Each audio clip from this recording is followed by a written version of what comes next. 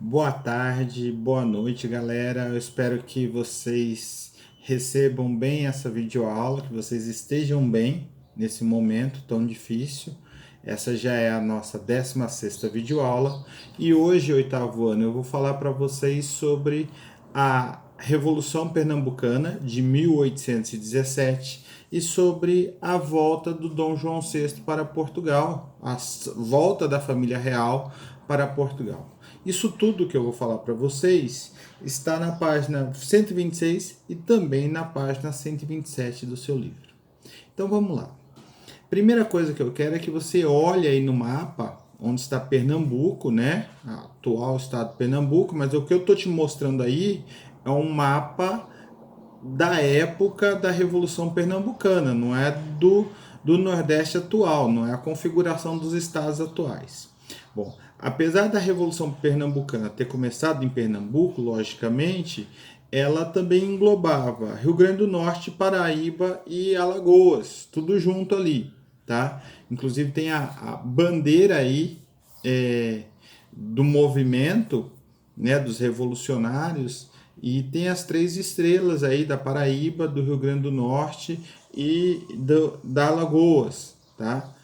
Desculpa que a minha memória está falhando hoje. Talvez é a idade chegando, não sei. Bom, Pernambuco, os revolucionários, eles têm uma característica pouco comum.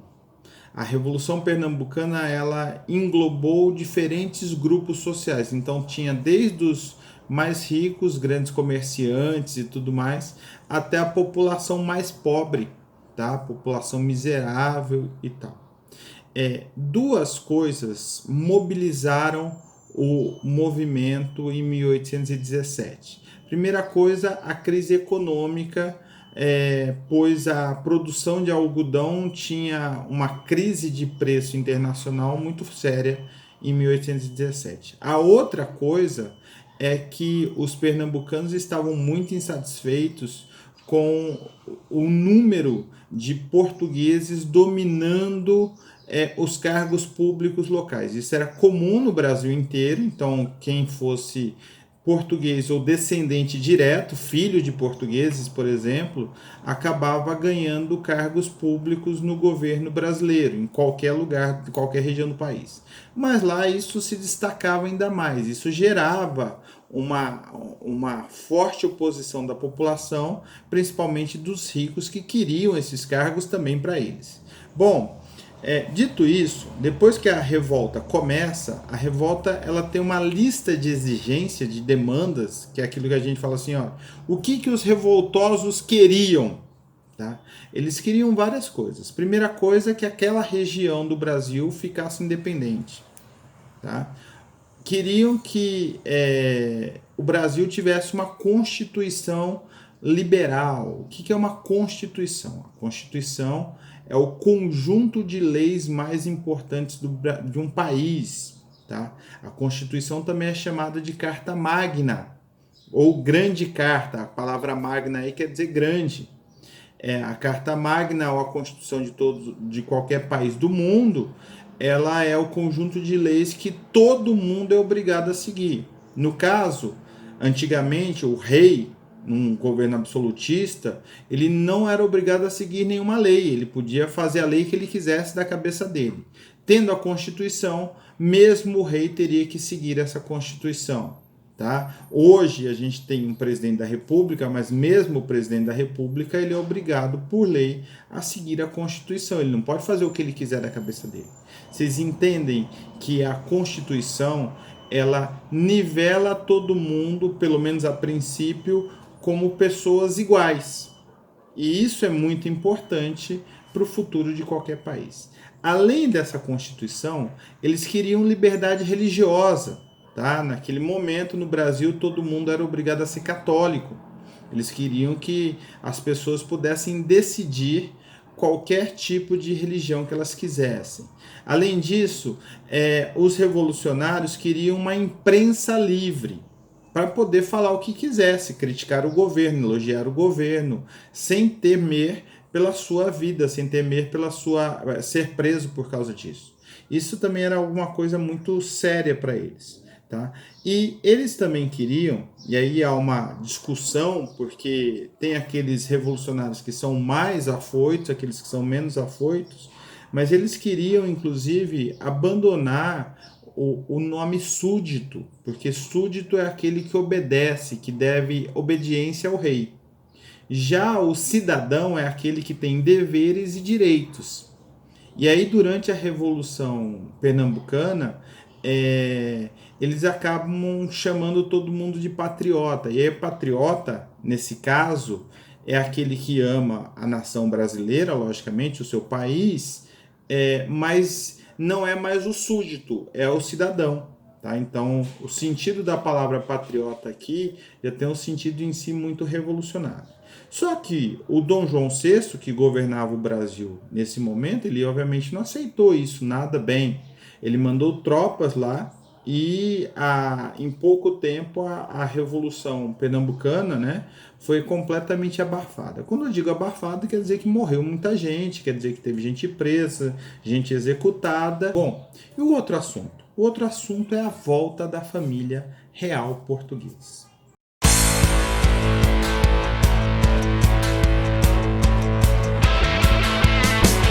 Bom, presta atenção nisso. Quando a família real portuguesa vem para o Brasil, fugindo da invasão do Napoleão Bonaparte, que a gente já assistiu, já falei para vocês em algumas aulas, a população portuguesa fica completamente revoltada com isso. É claro, o seu governante vai embora e te deixa com o invasor, quem é que fica feliz numa situação dessa? Né?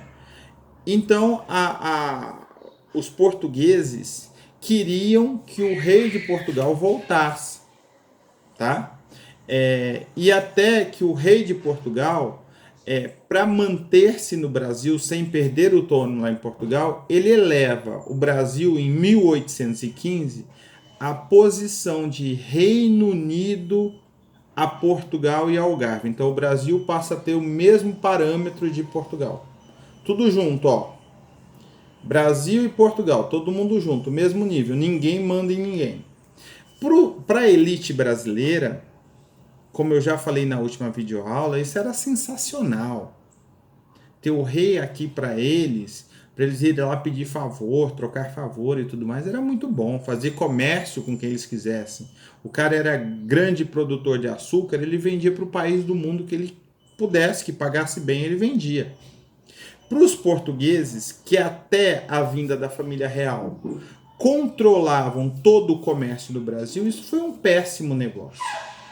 Então os portugueses, eles fizeram inclusive uma revolução, chamada de Revolução do Porto, que aconteceu nessa cidade, obviamente, na cidade do Porto, em 1820, e eles exigiam duas coisas. Primeiro, a volta da família real, ameaçando que se o rei não voltasse, eles iriam tirar esse rei do poder, iriam escolher outro, ou escolheriam um presidente, sei lá, alguma coisa assim.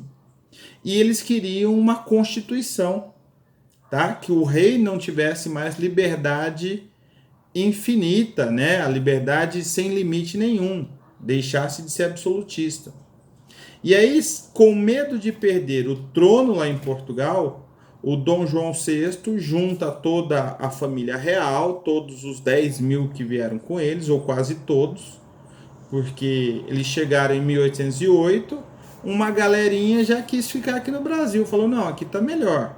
Aliás, o próprio Dom João VI não queria voltar para Portugal, mas ele se vê obrigado, tá?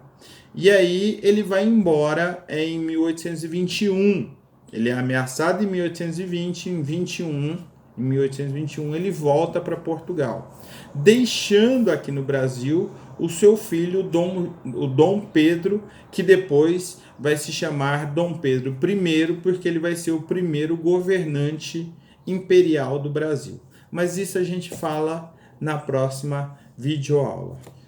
Beijão, tô morrendo de saudades. Espero que até final de setembro, começo de outubro, a gente volte nas famosas aulas híbridas. O que é uma aula híbrida? Uma aula híbrida é um modelo em que você fica um pouco na sua casa tendo aulas online, como nós estamos fazendo agora, e um pouco você vai para a escola para ter aula presencial, porque quando nós retornarmos, nós não poderemos estar todos juntos ao mesmo tempo na escola, tá bom? Bom, é isso. De novo, tchau, tchau, abração.